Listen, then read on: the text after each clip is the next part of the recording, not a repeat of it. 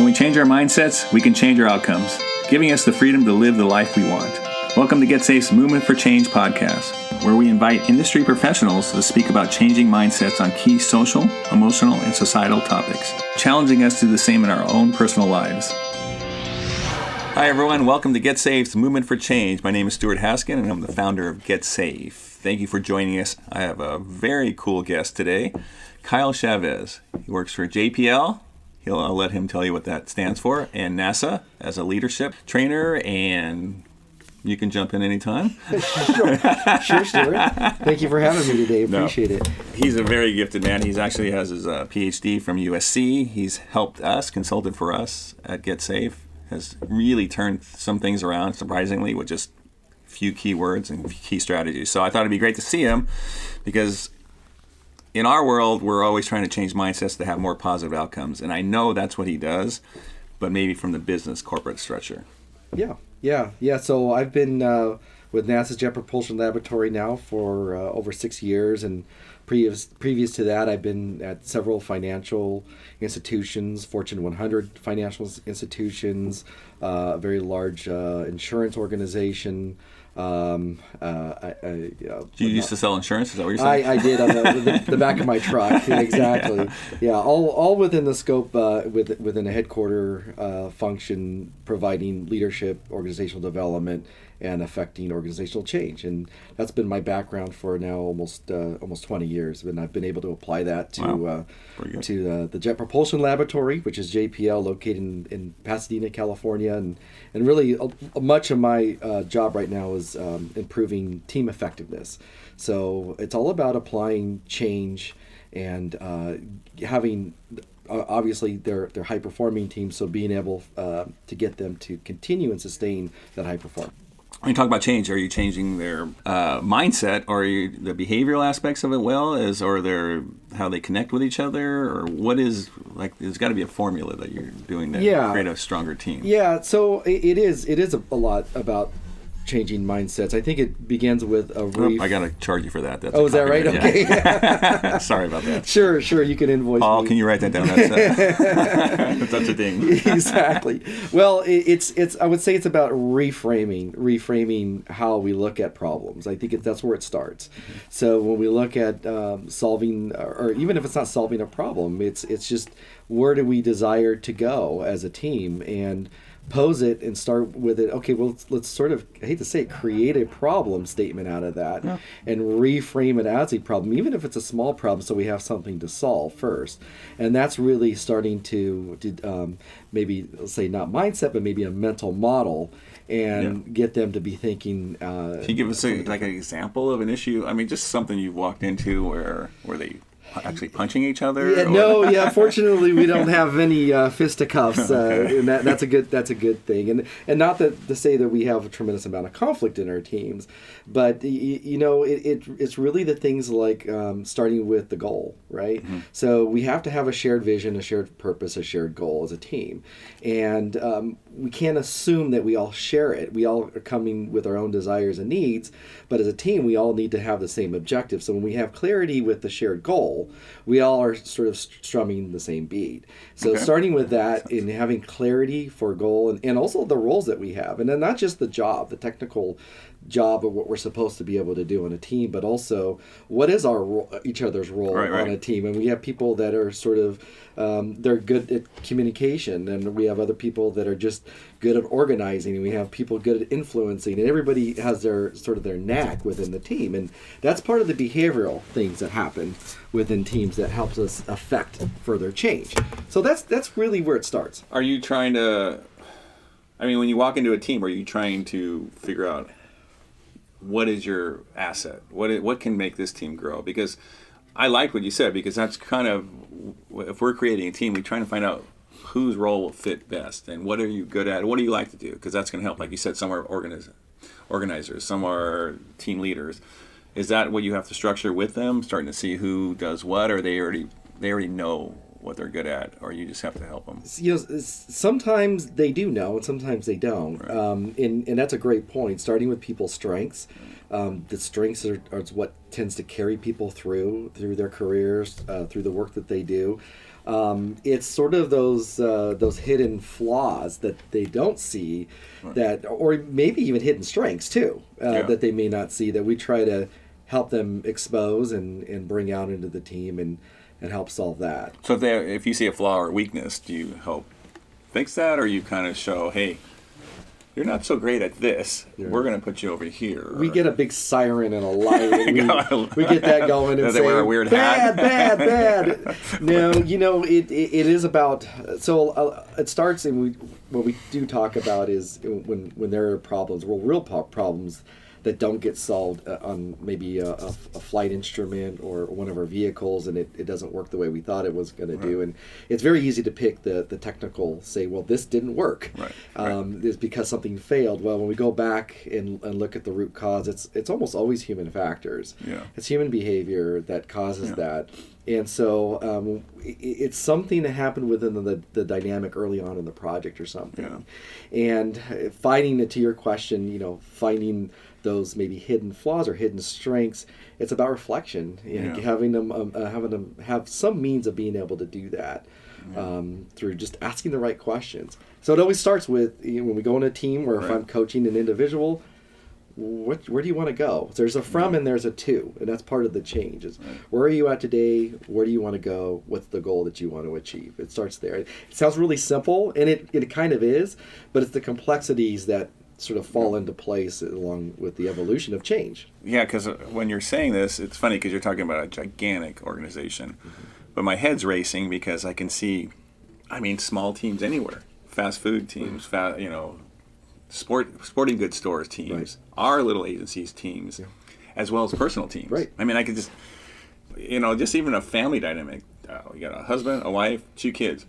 It should be run like a team. Like, all right, what are we good at? What do you want to do? And I was just looking at such a global need for what you're doing. It's pretty amazing. And that's a very personal thing, and it's hard for us to remove ourselves, I think, in sort of that family dynamic. And it's not that much easier in a work dynamic because that becomes the family. And I absolutely see it.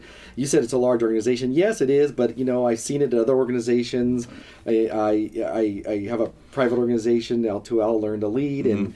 And within our organization, I have an opportunity to go out and support other smaller organizations that the problems are all the same. It's a baseline. So you have your own agency then, correct? Or a consulting firm? Or yes, it's a small consulting firm in providing services for organizational change, coaching, leadership development, change management, all that. I'll throw out the website. The website is under construction, but it's L2L4change.com, and nice. You can reach out to me, Kyle, at L2L4change.com. Is that a working email, or is that still? And that's a little plug. Yes, it is.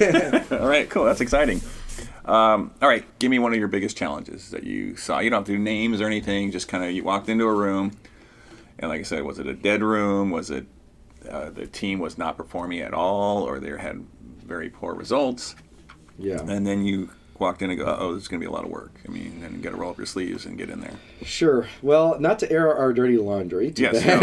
Change the names.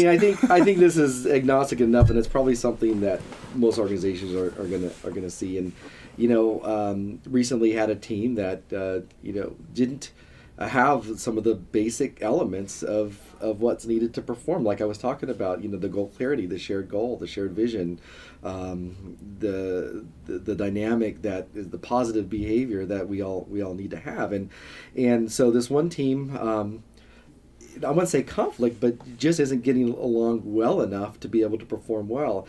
And when you dig into it, and again, you could pretty much plug and play all of these same challenges. It almost always goes down to some level of motivation. And when we talk about motivation, I'm not talking about the football coach or the baseball coach, rah-rah cheerleader, which has its place, by the way. I mean, certainly... We're talking money, right? We're talking cards. money. Yeah, we're talking money and gift cards. Funny enough, it's not even that. I mean, when we talk about motivation, we're talking about the work that I do I value it? Do I have the passion behind it? Does the work Do I even have the self-efficacy to be able to do it? The confidence. Right. That's another aspect of motivation. The organization, do they even value me and the team?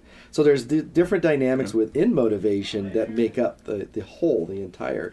So when we start to pick on that and you start to figure out, okay, individual needs are meeting the organizational needs, the aspirations are aligned, we're all driving to the same goal, but just maybe a little bit differently. That's how we solve the issue. Yeah. And so, we've had, and we've seen, that was probably some of the biggest challenges I've seen, and it replicates, and it's a churn. It's sort of cyclical. So. Well, no, it makes sense, because, I read a study, at the end of the day, we need money to survive. Houses, cars, gas, whatever. But at the end of the day, it's how you feel about what you've done, how you feel valued what you did. Have you contributed? Have you made a difference in someone's lives, or did made a difference? And maybe it's in a business model, something that's changed, and that's where the most valuable. And that's what it sounded like you were going at. Right. To me, it wasn't, like you said, it was not about money. It wasn't about gift cards. It wasn't about titles. It was about. Actually, a lot of the research just says, well, why do people leave companies and why do they stay? And you would think it's all about money, and it's probably only partially about money. People will leave for the higher paycheck, but they'll stay because they're being paid attention to, they're getting the development, they are enjoying and they're engaged in the work that they're doing. And that's our goal. Is for organizations, we want people to stay. So how do we do that? Well, it's not you don't throw them money, you throw them what they need. And predominantly they just need attention. Yeah. Yeah, and you're pretty needy. That's why you stuck around. Yeah, that's why I'm talking about a podcast myself. It's all about you. So when are we talking about me? Yeah, your stuff's interesting, I guess, but to other people. Yeah. No, all right. So that was one of the challenges. You said you walked into a room, and then and it's probably not just walk into a room, and it's an evolution. Typically we'll see it coming, and I think to be change agents, we're all change agents in our own right. I mean, we either have an expertise to share, or we're managing a team. Right. So we all have sort of our role in change. Ideally, we like to catch and be part of the process of the team, right? We want to be from beginning to end. It doesn't always happen that way. Usually, we'll be stuck in the middle of a project, and that's when they'll call us over, and we'll say, okay, I need help. We're struggling, or maybe we're not struggling. We're doing really well. We want to keep that fire burning. Keeping what we'll say sometimes. How do you keep that candle lit? Yeah, keep that passion burning, and that's hard. Exactly. Because even in our agency, I think we're doing some amazing things. Not to talk about me again, but it is at times is cool as the things that are happening and the changes that we're making. You still see that passion dim. We're human beings, so we have to be recharged. Whether it's something that we do, whether it's a team building, right, or hey, just go on vacation. You're burned out, come back alive, or things. But all right, so. I'm going to ask, because it's changing mindset. So you went in there and you changed it. What was the outcome? I mean, how do you see it? Because you need, even what you do, you need some kind of value. You have to see, like, I'm making a difference here. So did you see a change? All of a sudden, do you feel it as a trainer that you are? Or because maybe you think, all right, I got them now. I see that there's a change coming on. Yeah, it's an ongoing consultation with these teams. How do you know what's good is what you're probably asking. What do you know when you've done what you needed to do at the end of the day? And I think it's more than, JPL has had tremendous amount of success in their missions. I mean, our success rate's pretty high. That doesn't necessarily mean everything went well. Yeah. And so I think the indicator of it was successful, and the people still feel really good about it. And some of those behaviors and interactions that happen on the team can be replicated again.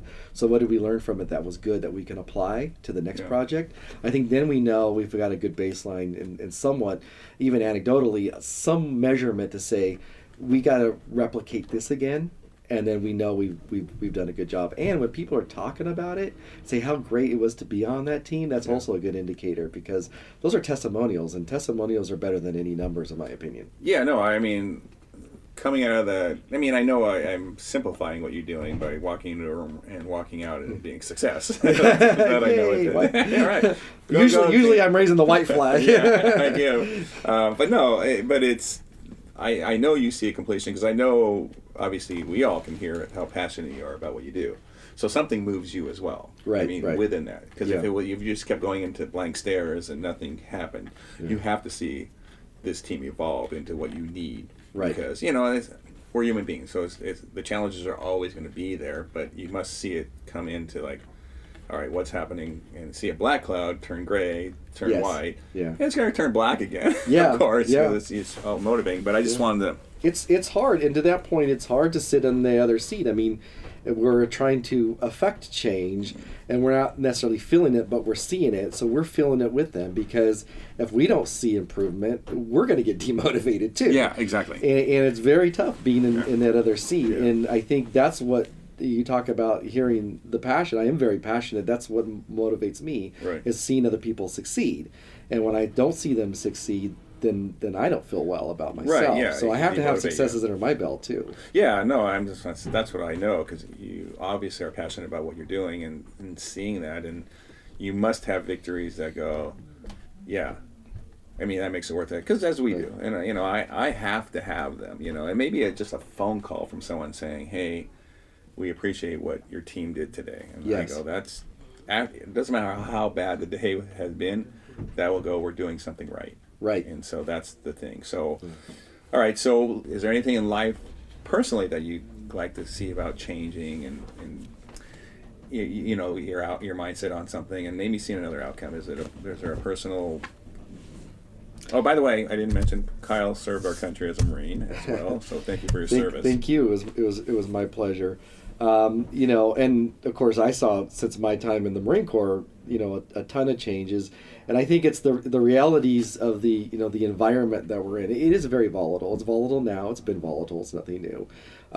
It could be toxic. It could be turbulent, and I think that it makes the complexity of change much more difficult.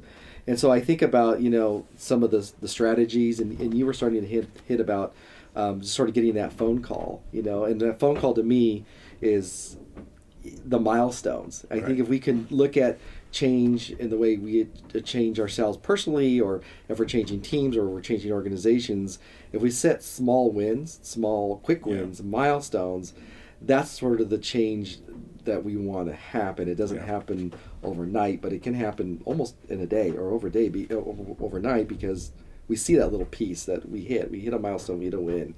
We can feel good about ourselves. Well, so we do a lot of recovery-ish work, and I always use a statement that I've used for 100 years, is that when you want to see change, don't look forward. Don't look at your goals forward. Look at where you come from, because that's how you can measure best. Because even looking back to yesterday, but if you tell them, well, you need to get you here, they just see that mountain. But if they say, hey, look where you started from yesterday. So those are the ways I always have people just measure that. Where were you yesterday? Where were you a week ago? Then they can see some sense of change, because it gets too overwhelming. All right, so in a wrap-up, give us any points, 1, 2, or 3 on that we could take back to our teams at work, our team at home, that you would think. Yeah. And I think you said them, but maybe just give them a wrap. I think in closing, I'd say change is hard. I mean, for some people, they'll say, I love change, and maybe that's true. But for the most part, change is something different than what our norm is, and that's very difficult. And I think what the problem with that is, we're going to find resistance either in ourselves or a team or an organization, finding those pockets of resistance and be able to overcome them, finding alliances that will help us affect that change, sort of our advocates for us. And I think I would leave you with this.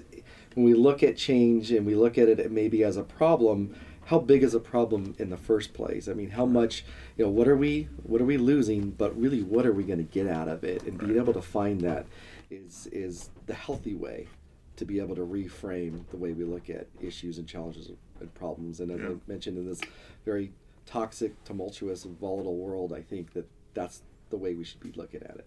Yeah. Completely agree, and I agree. And that last statement is very powerful. So thank you. All right, Kyle Chavez, Dr. Kyle Chavez, I should say. Thank you. Hey, thank you for visiting our podcast, Changing Mindsets, Changing Outcomes. Again, I'm Stuart Haskin. You can find us on GetSafeUSA.com. All right, thanks so much.